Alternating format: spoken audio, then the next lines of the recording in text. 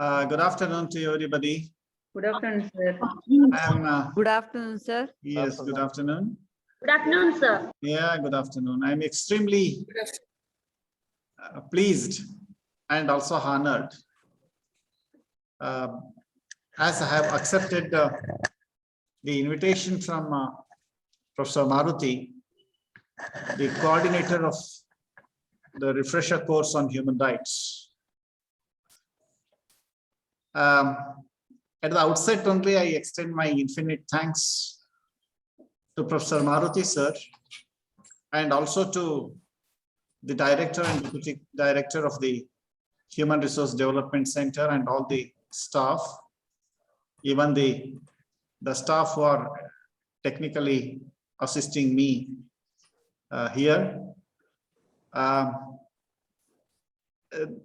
Because Professor Maruti sir has appropriately pointed out that the rights and the humanity have become the center of great debate throughout the world. And it is quite important that tomorrow is the 10th December.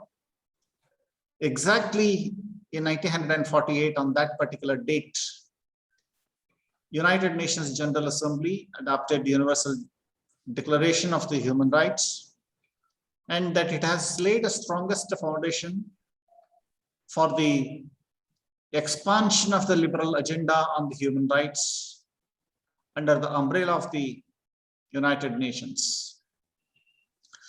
Dear participants, I think few of you might be familiar with me and with the subject I am going to discuss on, that is Rights of the Persons with Disabilities Act. Of course, Professor Maruti sir, out of courtesy and also out of humanitarian considerations, tried to describe me as a physically able. Of course, ability and disability are the two binaries. They continue to be in existence, and they have been in existence ever since the dawn of human reflection. And quite naturally, abilities and disabilities, as part of the discourse on wide variety of issues, have developed, and they continue to be subjected to intense investigation and also debate, even in future days to come. Because physically able and disabled are inevitable part of this whole human variation, and entire nature, as he has already stated, is gracious to some and not gracious to many.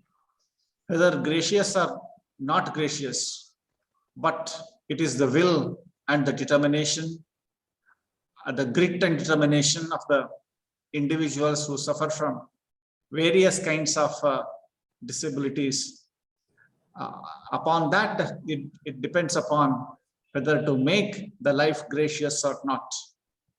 So with this firm assertion, I think it is good on my part to connect you to the Rights of the Persons with Disabilities Act 2016. Rights of the Persons with Disabilities Act and the rights embodied in this particular act. Their history is not the recent one. Of course, in 20th century itself, the intellectual root of the legal and intellectual root of the human rights can be traced. And for your information, in 1970s, United Nations has adopted various conventions pertaining to the rights of the visually challenged persons and rights of the charter of the rights for speech and hearing impaired, etc. And that way, in 1984 also, United Nations adopted a declaration. In 1994, especially when the United Nations General Assembly adopted the declaration and it clearly mentioned that every disabled person has a right to what we call difference. He has right to differential and preferential treatment, and he has right to what we call live as it is coming to him, and similarly he has also right to recognition. So naturally, this kind of what we call three dimensions of the rights are most crucial, and subsequently, especially in the 1980s and even in 1990s, and subsequently in 2000, the first decade of the 2000, you do see the worldwide cry for human rights began to reverberate. Even the disability movement throughout the world, in different parts of the world, they began to raise their voice, because rights are crucial components of the human life. So naturally, when we wanted to understand the rights of the Persons with Disabilities Act, I think it is always tempting to concentrate on four important approaches, and these approaches are equally important. Almost all faculties of the students of the law and the legal luminaries might be aware of the fact that there are four important approaches. These are nothing but the charity approach. The second one is the biomedical perspective, or the biomedical approach. The third one is the functional disability approach, and fourth one is the human rights approach. A brief focus on these four important approaches appears to be demanding, for the simple reason that you will be able to understand the gap between the theory and the law, and subsequently the practice. So this kind of understanding is indispensable and necessary. For that reason, I want to invite your attention to these things first, and then I proceed to the Rights of the Persons with Disabilities Act. Dear friends, if at all you wish to raise any question, you can directly raise your question, because I cannot see the what you call that chat box. So directly, if you wish to raise any question, you can also talk to me, interact with me, and seek clarification. Fine. At the outset, I want to draw your attention to one important statement given by the Henry Viscardi Jr. He went to the extent of saying that very interesting it is. We are talking about the human rights of the various kinds of the people. So no honors, no pensions, no prizes can compensate the loss that has been there on account of the various reasons. So every physically challenged person might be having one or the other kind of the physical limitation, but that limitation is not common to him alone, but in one or the other way, even the able-bodied also suffer from one or the other limitation. So we are born in the world of limitations. Our life is made up of limitations, and ultimately it is the one which gives us the indomitable energy and inspiration to overcome that kind of limitation and help us in triumphing over our disability. So naturally, this disability is a biggest challenge. Quite often I used to say that it can be compared aptly with the disaster. Why it can be aptly compared with the disaster? Because once you suffer from one or the other kind of the disability, for example, physical disability, the sensory disability, the psychological disability, the mental disability, the cognitive disability, neurological disability, cerebral disability, such and several disabilities are there. The disabilities are visible and invisible. They are palpable and impalpable. They are perceptible and imperceptible to the human mind. So naturally, disability is not what to call a phenomena that is confined to one single individual or one single community. It is a universal phenomenon. You do see this in every society. So quite naturally, this universal phenomenon of disability has become a biggest challenge to the whole human society, for the simple reason that the normals, or so-called the able-bodied, have to take upon themselves the ethical responsibility and moral accountability to take these people along with them.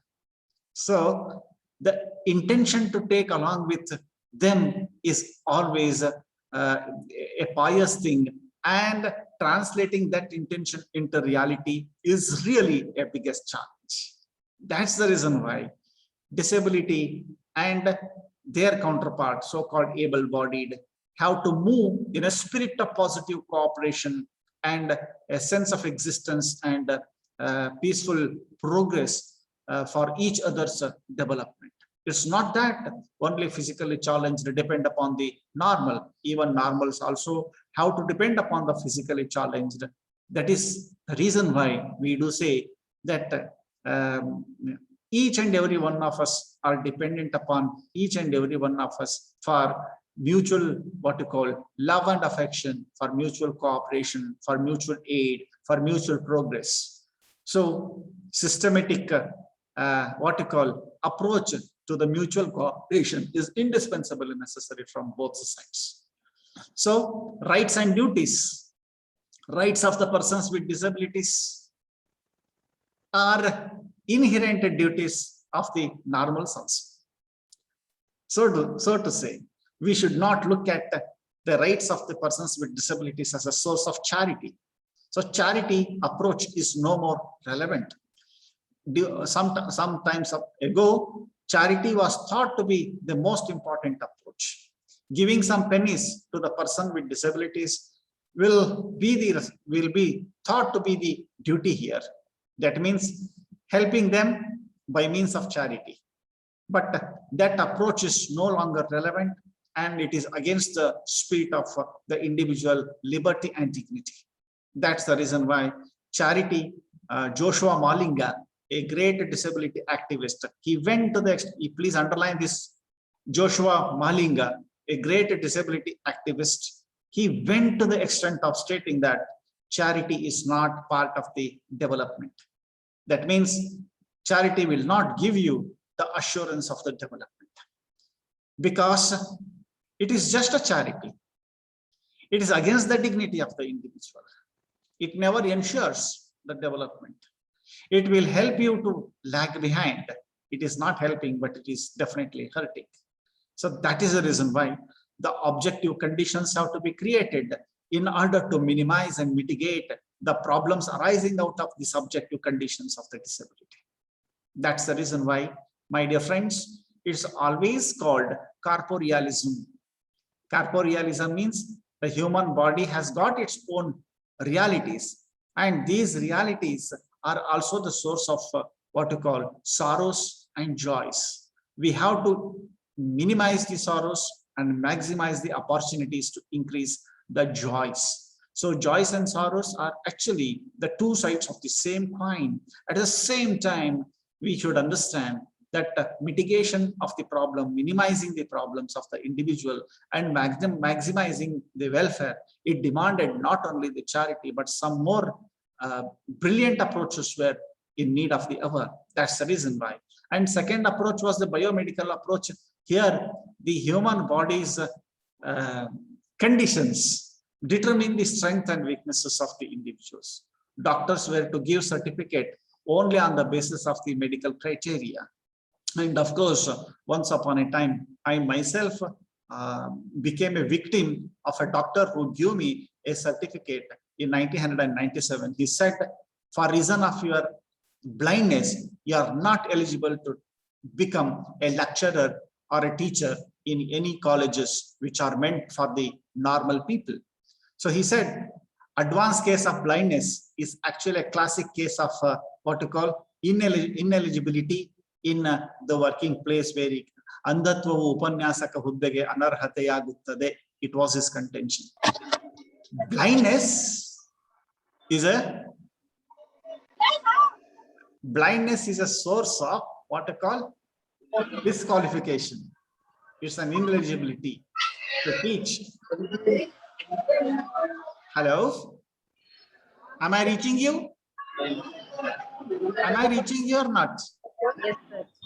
Yes, sir. Some sir, go ahead, sir. Some disturbance is there. Yeah, somebody.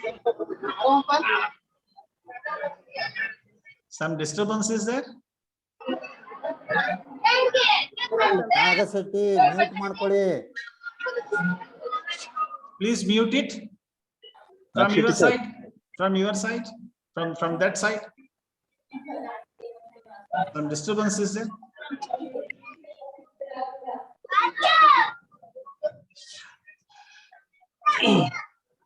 So to say,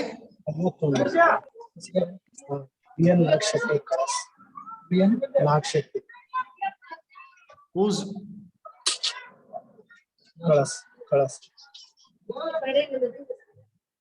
hello? Hello? Fine. Just a moment, sir.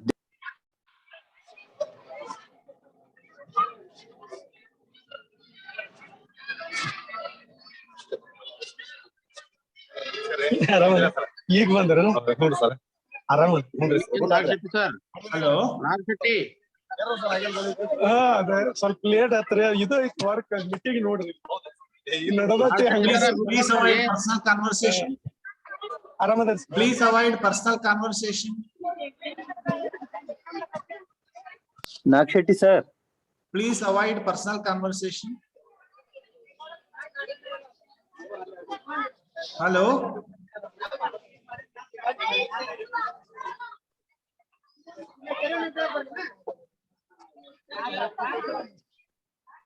Hello?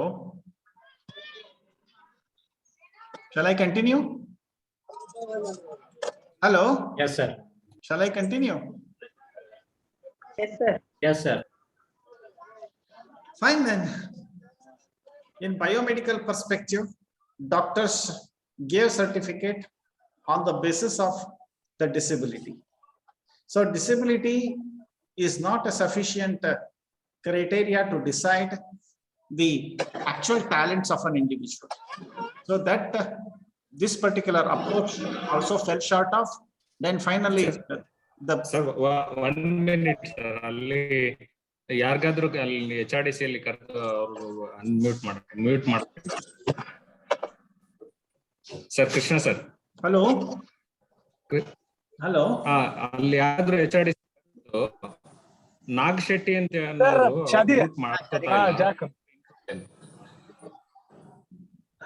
Brahmani madam. Brahmani madam. Hello. Sir, I am calling, sir. I am calling to them. No problem, sir. Okay, shall I continue? Because I will have You to. can continue, sir.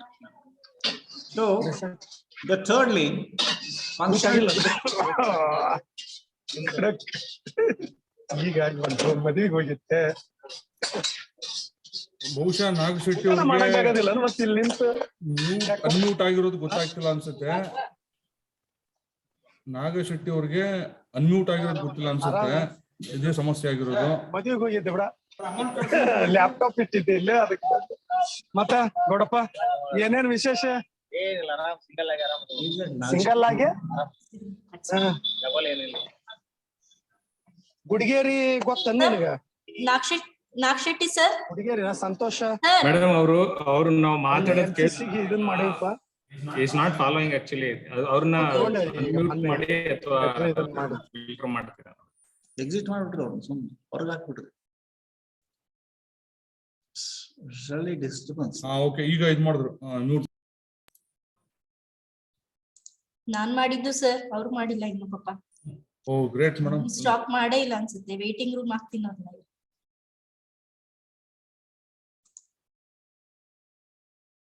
Sorry sir. Thank you madam. Yeah. So similarly, the third important approach is the functional disability approach.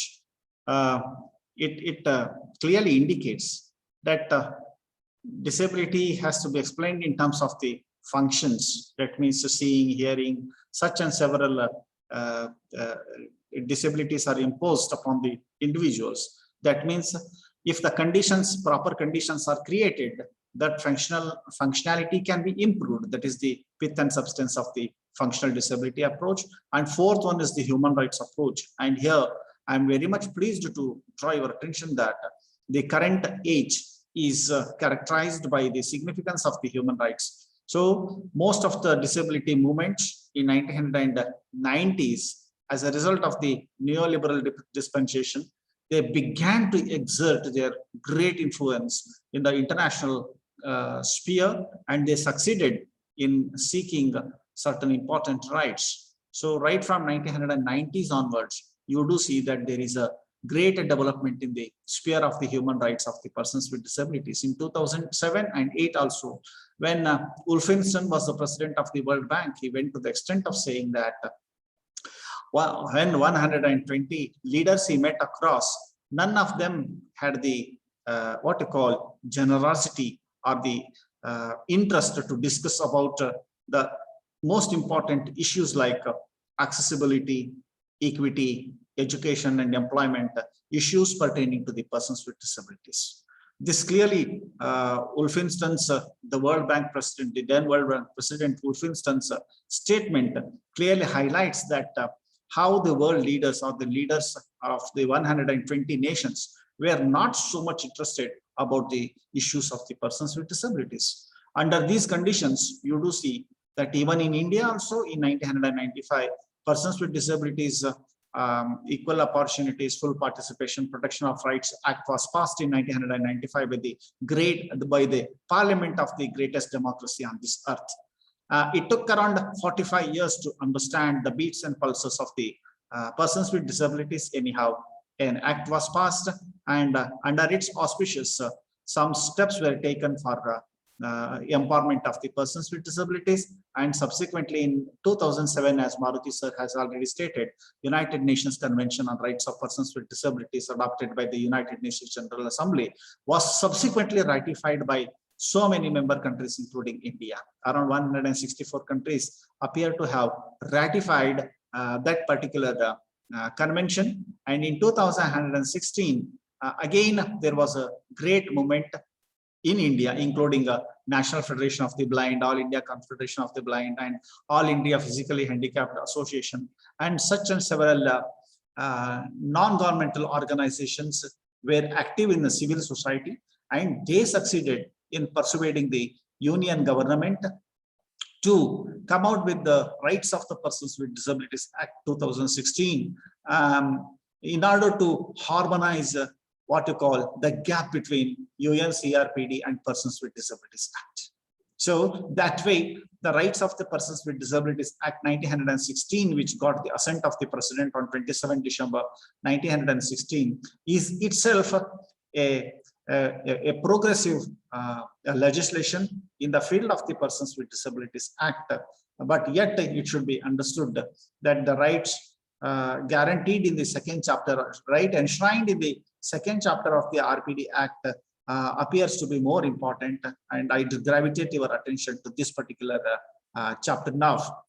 Dear friends, if I say friends, no problem, no? Because quite often I feel enthralled whenever I use the word friends, because it will minimize the gap between us, and that way we will be able to understand each other's feelings and also opinions and observations in a good spirit.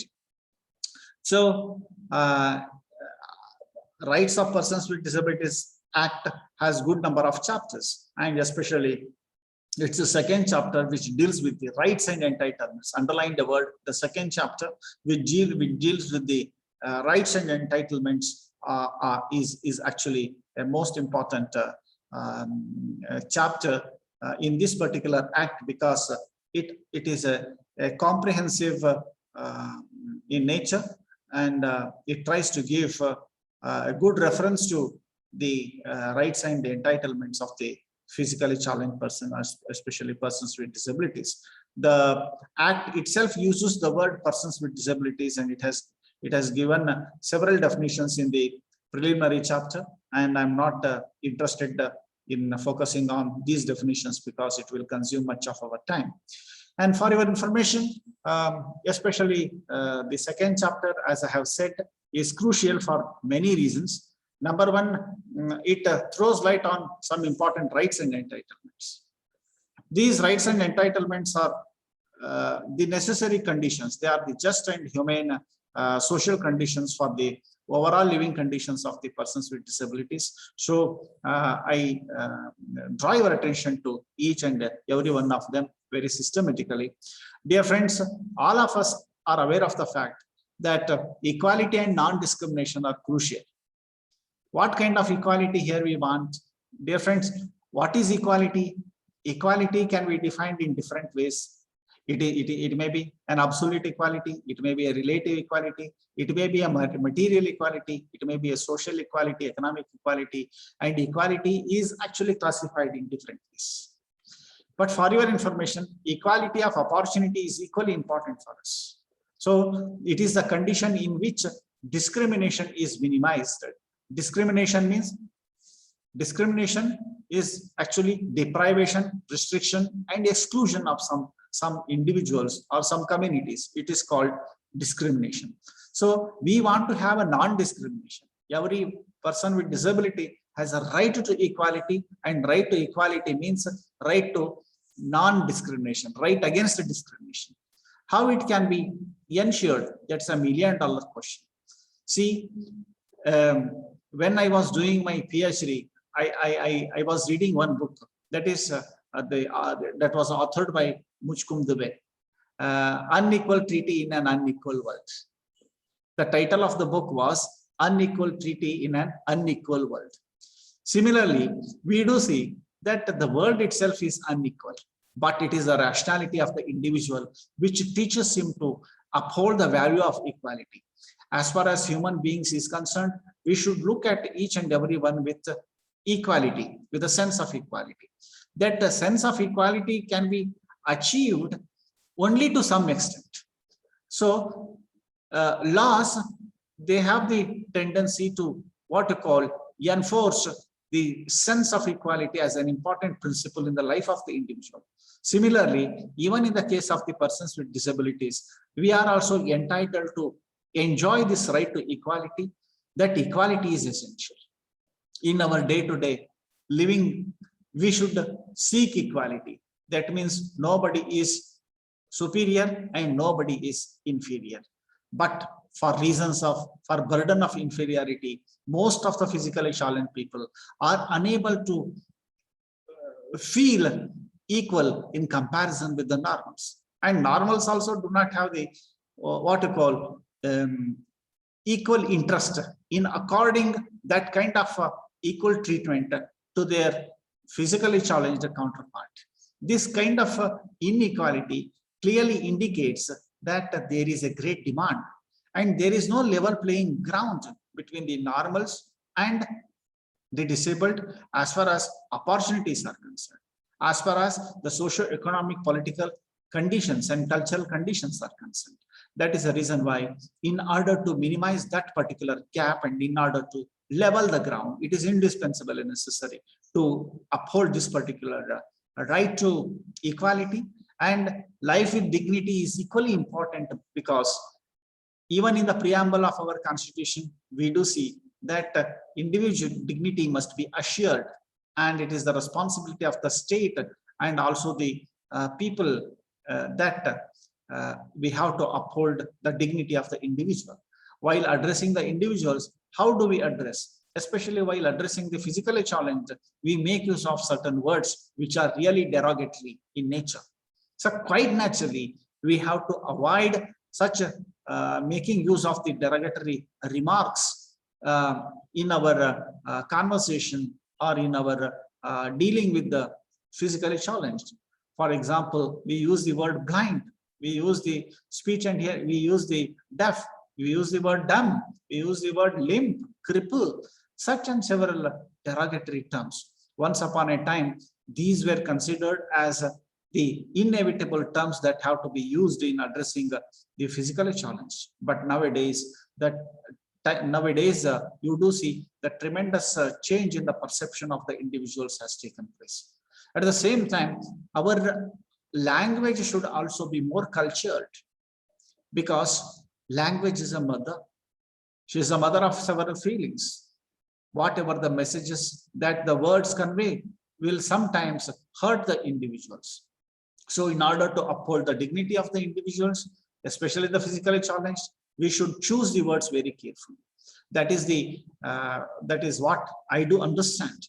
So mere making use of the derogatory remarks will definitely hurt, and it will curb the actual what you call the humanness that an individual is supposed to have. And at the same time, you should also have the respect for integrity, because every physically challenged also has the sense of integrity, and that integrity has to be respected. This is actually guaranteed even in the rights and entitlements. So naturally, the government should also has the responsibility to utilize the capacity of the persons with disabilities. Not only government, but every physically challenged has the right to use his capacities, utilize his capacities for the benefit of what to call himself and for the society. So but for this capacity, utilization of the capacity also requires the optimum what you call development of that capacity. So everyone has the right to utilize his own capacity, but to utilize that capacity, one has to have the opportunity to utilize that capacity. So this space has to be created by the state. It is the obligation of the state, and it is the obligation of the society, because so now we are thinking that disability is not an individual pathology, it is a social pathology. It is not an individual problem, it is a social problem. My disability is a result of the society's outlook.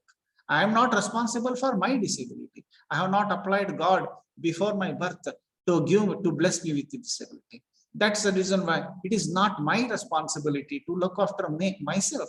It is a responsibility of the society, because society is the cradle of so many things. Similarly, society is the cradle of disability. That's the reason why disability is considered as a social disability and a social pathology. That's the reason why it has to create the good number of opportunities for the benefit of its own people, as it creates opportunities for others. So utility of the capacity of an individual is inherent right actually, and it should be supported by the society by creating necessary opportunities.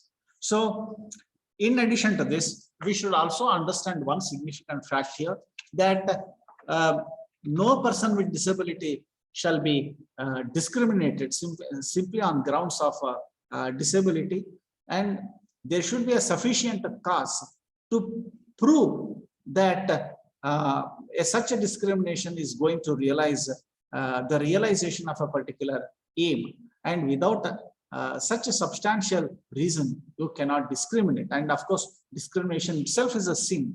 So anyhow, no person shall be deprived what you call an opportunity. He should not be discriminated on grounds of disability, and any act or omission, it should have a sense.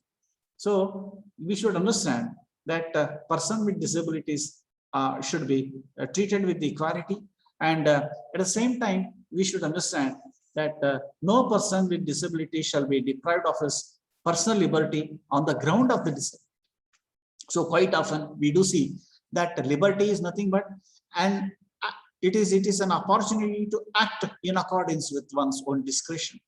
Here underline the word discretion. Discretion should always be discreet, it is not indiscreet. So it gives the freedom for an individual to undertake a particular act. That particular act is always in consonance with the discretion of the individual. It should not hurt. Liberty is not a license. But at the same time, physically challenged as others are also entitled to liberty. Whether are we all enjoying the liberty? What kind of atmosphere needs to be created for enjoying this liberty? Again, our liberty is curtailed primarily by our own disability. But minimizing that disability is indispensably necessary. For that, conditions have to be created in the society. So that's the reason why we should understand that the deprivation of the liberty of an individual is nothing but the deprivation of the humanness of an individual. Human being lives and thrives on account of his own freedom, on account of the liberty given to him. So we have to remember John Stuart Mill here. He says, liberty, we should always uphold the liberty of others as well. We should not only enjoy our liberty, but we should also allow others to enjoy that liberty. Live and let live principle should be adopted while understanding that the relationship between liberty and disability. So dear friends, naturally, government has to take necessary steps in order to ensure that they too enjoy the liberty. So reasonable accommodation is the one thing which we always hear in our day-to-day discourse on disability, that reasonable accommodation is nothing but creating an opportunity for an individual to reasonably accommodate him both in the educational, employment, and any other sphere of the human activity. That means we have to accommodate. Sense of accommodation is indispensable in a system. We human beings live not only for the sake of what we call simply living mechanically, but we have to live with the sense of humanness in society. That reasonable accommodation is most important in this respect. Accommodation will definitely ensure equality. So even in our college and university classrooms, you should try to accommodate their views of the physically challenged in the classroom, and you have to create a necessary atmosphere whereby they can participate and express their opinions with a sense of liberty, and you should allow them to utilize their capacity to the fullest possible extent. You should not discriminate on the basis of the abilities and disabilities, and it's quite natural that some teachers or some students have a tendency to assert themselves over others. But even while asserting this and that, you should have the responsibility to apply the brake, and you have to create sufficient awareness among the students and even among your own friends, teaching fraternity, about the potentialities and problems of the physically challenged, and you should create a sense of equality even in the minds of the normals as far as disabled persons are concerned. Similarly, the one more section is there that deals with the women and children with the disabilities. They too have important rights. Most of the times you see appropriate here, it clearly indicates that local authorities and the authorities at the various levels of the polity, they have the responsibility to take measures to ensure what you call the women and children with disabilities, their own rights. They too have the right to enjoy their own rights equally with the others. See, in gender justice, we do see that how in the case of the normal people also, male domination is found. That kind of male domination, whether it is there among the persons with disabilities or not, is not $1 million question. You do see, even among the persons with disabilities, quite often it is stated that males dominate the females. So in both cases, in the case of disabled and non-disabled, this domination should be avoided, and a sense of gender equality, our approach should be gender responsive approach. That means weak people are there everywhere. So naturally, their rights should also be upheld. For example, women have more problems. Children are more vulnerable. But children with disabilities and women with disabilities are more vulnerable in comparison with the other people. So in order to mitigate, minimize their vulnerability, the states have the responsibility to take certain actions. So naturally, it's the obligation on part of the state. And for your information, I want to tell you one thing, that 80% of the world's children with disabilities live in developing and less developed countries. And as far as disability is concerned, both in developed and less developed or underdeveloped countries, their condition is the same as John F. Kennedy in 1961. He stated in a speech, he said, because his sister herself was a mentally retarded person. So her plight compelled him to state that even what you call, whether it is a developed country, a developing country, or less developed country, or underdeveloped country, wherever the disabled are there, their condition is the same. It clearly indicates that women and children with disabilities are also under tremendous stress. So we should create necessary opportunities for them. For example, even children's parliament was held. There, persons with children with disabilities were also given an opportunity to participate and raise some questions to the parliamentarians. Likewise, such opportunities have to be created, and even in the schools and all, we should not neglect them. Even in the colleges where women students with the disabilities come to the classrooms, it is a responsibility of the teachers to help them to take their seat, and equally the peer group should also take an active participation in allowing them to sit in an appropriate place and help them at the time of taking the notes also.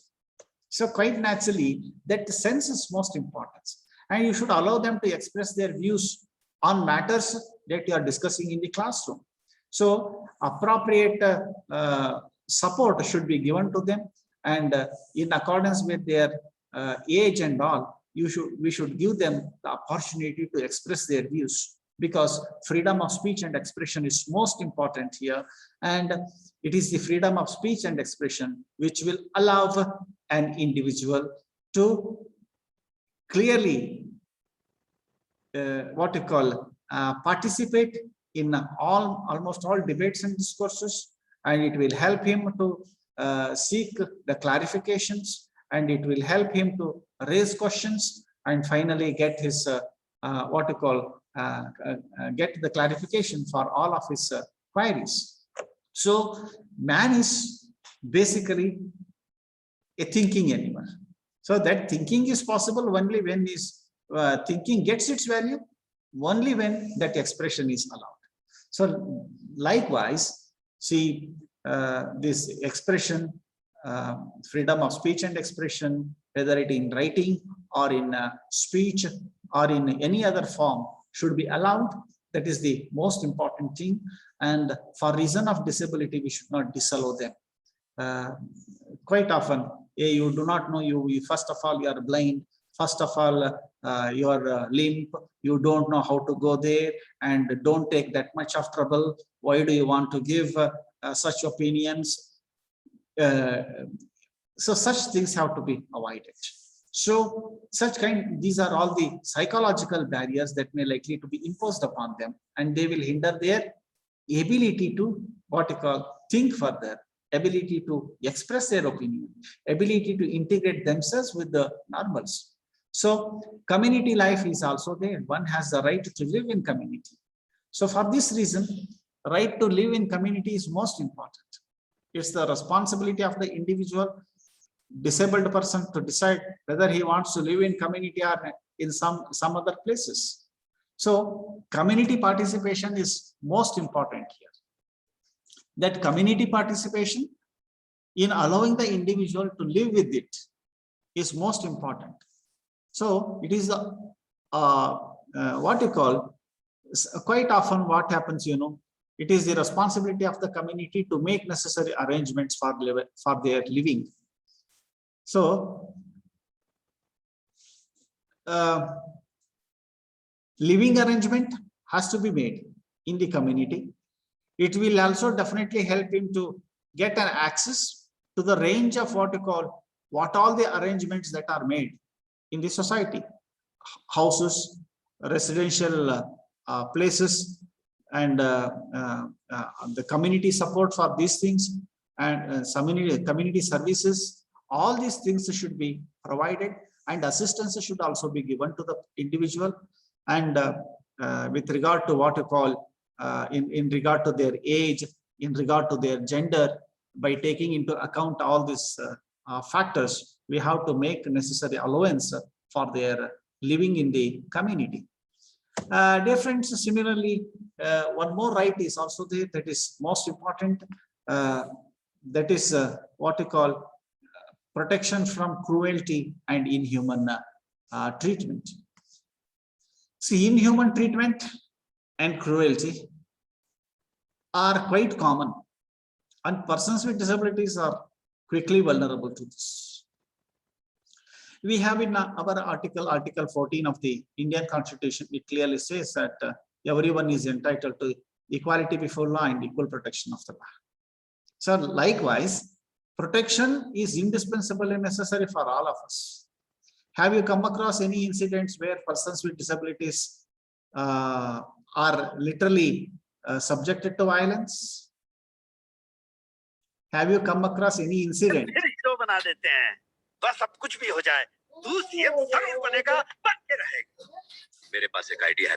Hello? Hello? Hello? Dear participants, am I reaching you? ಕೇಳಿಸ್ತಾ ಇದೆ ಕೇಳ್ತಾ ಇದೆ ಹೇಳಿ sir. Yes, sir. Yes, sir. Have you come across any incident Yes, sir. whereby persons with disabilities were subjected to cruelty and inhuman treatment? Yes, sir. Personally experienced. Personally experienced. Yes, sir. What is your name, sir? Dr. Mahesh, sir. Dr. Mahesh. Nice BB meeting. Mahesh. BB Mahesh. Nice meeting you. So, Sir. what is that sound? What is that sound? Sir, ಕೇಳಿಸ್ತಾ ಇದೆಯಾ? I am hearing sir ಅದು you. BP Mahesh ಅಂತ ಹೇಳಿ. Sir, namaste. Dr. Mahesh ಅಂತ sir. Namaskara. Okay. Yes, sir, ಇದ್ನಲ್ಲ sir. I'm your friend. Yeah, Mahesh, I distinctly remember you. Yes, sir. Sir, it was a personal experience. Yes. By birth, I am having a split eye. Okay. So it was taken in a negative manner till PUC. Okay. I was named in a rural Kannada word, which is called as Kuruda. Okay. Till SLC. Yes. But I have taken it very positively, and in 1997, Yeah. I took SSLC examination. Yes, sir. Till that, I was humiliated and tortured. Okay. When the result comes, I stood first for Hombal on that time. Congratulations. Personally experienced almost for 10 years. Okay. Humiliation and torture from the other persons who are able, so-called able. Yeah. It clearly indicates that it is not possible to prevent people from being cruel and inhuman. But human rights discourse clearly states that everyone should be given protection, and especially persons with disabilities, like the Mahesh sir already has stated that we are very much vulnerable to what you call these kind of torture and inhuman treatment. Protection. Do you know torture? Torture is of two types: mental torture and physical torture. Quite often, first of all, persons with disabilities under the burden of too much of agony. So I too have suffered it. So inhuman and degraded treatment are quite common. And United Nations Convention against the inhuman, degraded treatment and torture is that convention is there. And the spirit of that convention has also been borrowed in the UNCRPD. And subsequently, it has been taken even to the RPD Act. So naturally, it is the responsibility of the state to create what you call an atmosphere where torture is minimized, their condition is not abused. So that kind of what you call situation has to be created by the state on the one hand, and civil society organizations on the other also. And we, the individuals who are fit enough to what you call counter the torture attitude and inhuman attitude, we should also ask the citeds or the normals who try to impose their cruelty upon us. We should try to reform them. That means personal examples have to be set for this purpose. When I was studying in 4th standard, literally our school children were beaten up. When we went to the press persons had visited our school, and we ventilated our grievances to the press persons, and next day only we were beaten up and booted up very badly by the authorities of the school. It clearly indicates in most of the institutions, challenged people are subjected to intense torture. Even in Tamil Nadu also, nearly 20 to 30 mentally retarded people in custodial care center were really burnt alive because they were kept chained by the authorities of the institution. So this kind of incidents have happened on a number of occasions, and you can see from various reports about these incidents. Even NHRC has also reported and recorded such incidents in its different annual reports. So without the informed consent, you cannot subject any physically challenged person for research and development purposes. You cannot conduct any research on person with disabilities without their informed consent. It is the responsibility of the research and development institutions and individuals to take their consent. So in one or the other form, we have to communicate to them, and you have to inform them about the purposes of conducting what you call experiments on them.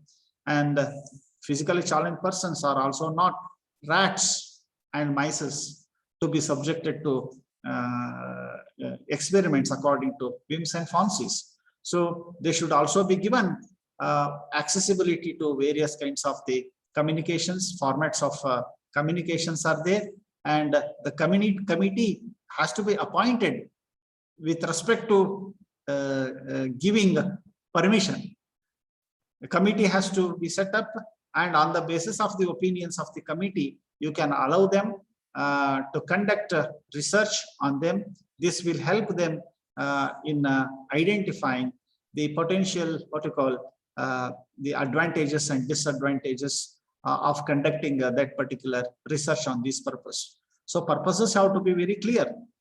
So they should not be put to tremendous, what you call, torture on account of these things. So members of the registered committees or registered organization have to seek the permission from them. Dear friends, at the same time, it is the responsibility of the state to prevent the what you call violence and abuse. In these days, you do see that societies are becoming more and more violent. And physically challenged persons who are under the tremendous agony have also the temptation to become violent, to protest against the kind of torture inflicted upon them. So violence is a universal character. It is a bad character. That violence has to be curbed. So naturally, you do see the government shall take all necessary steps to protect the persons with disabilities from all forms of abuses, from all sorts of violences, exploitation, and we have to prevent the happening of the same things for others. So it is the responsibility of the state or the concerned authorities to take cognizance of these incidents, and it is the quite naturally, whenever the exploitation comes to the notice of the individuals, it has to be brought to the notice, and legal remedies have to be available for that purpose. And naturally, there are legal remedies, and these legal remedies have to be used by the persons with disabilities, and those who come to the what you call understanding of such incidents. Quite naturally, your intervention is also indispensable and necessary in order to prevent the torture and also the violence and exploitation of the physically challenged persons in society. So you have to submit a report, or you have to report to the local magistrate, executive magistrate, soon after you come across such incidents of abuse or violence against a person with disabilities or exploitation. That is indispensable and necessary, and the magistrates have the responsibility, what you call, to inquire into the matter and book a case against the individual, and subsequently he has the responsibility to intervene and see to that justice is given to the individual. So prevention of what you call right to torture, right against torture, violence and abuses, because individuals are abused in these days. Even children themselves are abused, and physically challenged children are likely to be abused in a more crudest form. If you pay visit to Majestic, and if you just take a glance around the station, you do see good number of beggars are there. Among these beggars, you do find some good number of physically challenged persons are also found. And whether these physically challenged persons are really physically challenged or not, that's a matter of investigation. So naturally, they are compelled to beg. In the case of the genuine physically challenged person, they are compelled to beg. But this begging, compelling them to beg, is itself is an exploitation. And exploiting them in different circumstances is found even in institutions and public places. So we have to prevent this kind of abuses. And naturally, I want to recollect one incident in 2004. One lady by name Charu, she was actually a student. She was traveling from one particular place in Delhi to another particular place in public transport. In a bus. But ultimately, at around 8 o'clock or 9 o'clock in the night, when she was traveling, she was literally raped by the people in the transport. And later on, only Delhi NDTV was making a big news about it. Only after that it came to the limelight. It clearly indicates how people try to take disadvantage of the physical condition, physically disabled condition of the individuals. And this did not become a roaring issue in the country because the Charu was not as rich as Nirbhaya Singh case. So only when the laws are in favor of the aristocratic classes, naturally that kind of bias affects. But in case of the persons with disabilities, perhaps we are more vulnerable to cheating. We are more vulnerable to exploitation. Everyone speaks about our disability, our achievements, our this thing and that thing. But only they shed the crocodile tears. So this kind of attitude should be avoided in the society. Similarly, physically challenged women have also the right to reproductive rights. These reproductive rights are also there for them. And it is the responsibility of this state to see that they are not subjected to infertility by force. Dear friends, we speak about the accessibility to voting in these days. India is the largest democracy. Rights of persons with disabilities clearly imposes an obligation upon the state and especially the Election Commission to create necessary conditions so as to enable persons with disabilities to vote without any barriers. So actually, ramps are created, and even in Braille script and even in pictography, symbols are mentioned. Even names of the political parties are written on the electronic voting machine in Braille script. I myself have seen the electronic voting machines with Braille script information written on it. So it clearly indicates that democracy to be successful should also be accessible, and electronic voting machines or the Election Commission or the what all the paraphernalia that is there in order to ensure inclusiveness in democracy, that accessibility has to be given. So accessibility to voting is most important, because political equality can be ensured only on the basis of one man, one vote and one value, as Ambedkar has already stated that political equality can be ensured very easily. So in these days, in Lok Sabha and Vidhan Sabha elections, you do see that such kind of facility is being created, and persons with disabilities are also asked to participate in the electoral duties, in duties pertaining to the election.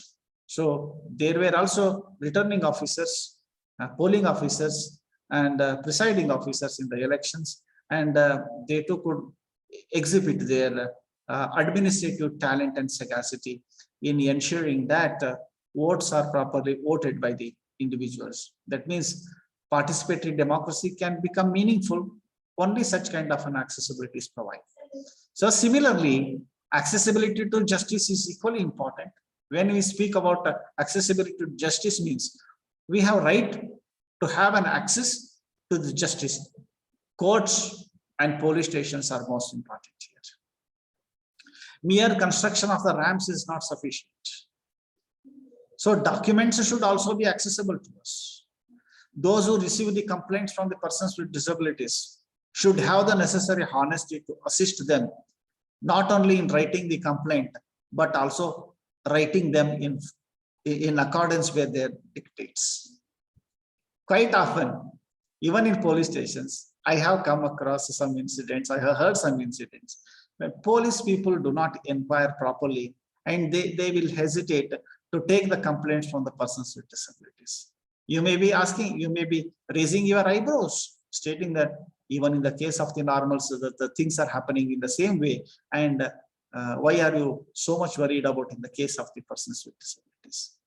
Dharmo rakshati rakshataha. It is stated that at the same time, we should understand dharma has to be protected. Dharma means not the dharma of the kind of a charity, but the dharma as stated in the law of the land. ಸಂವಿಧಾನದಂತಹ ಶ್ರೇಷ್ಠ ಕಾನೂನುಗಳಲ್ಲಿ ಸಾರ್ವಜನಿಕ criminal procedures ಕೋಡ್ಗಳಲ್ಲಿ ಹೇಳಿರುವಂತಹ ಧರ್ಮ ಏನಿದೆ ಅದನ್ನ protect ಮಾಡಬೇಕು. The religion of the land should be seen not in the religious scriptures, but in the scriptures of law. So at the same time, in the living conditions of the people, we should see that the tears have to be wiped. ಕಣ್ಣೀರನ್ನ ಒರೆಸೋ ಕೆಲಸವನ್ನ ಮಾಡಬೇಕು. Polices have the responsibility. Police stations should also be accessible. Documents in the police station should also be accessible to the physically challenged in accordance with their choice of the formats. So likewise, even in the courts, tribunals, whether it is a Supreme Court, High Court, local courts, district courts, or whether it is a tribunal or whatever the judicial and quasi-judicial authorities, they have to ensure justice to the physically challenged persons. So these days, you do see most of the physically challenged persons, especially visually challenged persons, are getting employment opportunities even in the courts, because Karnataka Public Service Commission, especially I want to bring to your notice one incident. And when judiciary in Karnataka High Court, there was a Chief Justice of Karnataka by name Joseph, I suppose. He gave a judgment in which he pulled KPSC for not accommodating these people. That's the reason why ultimately when large number of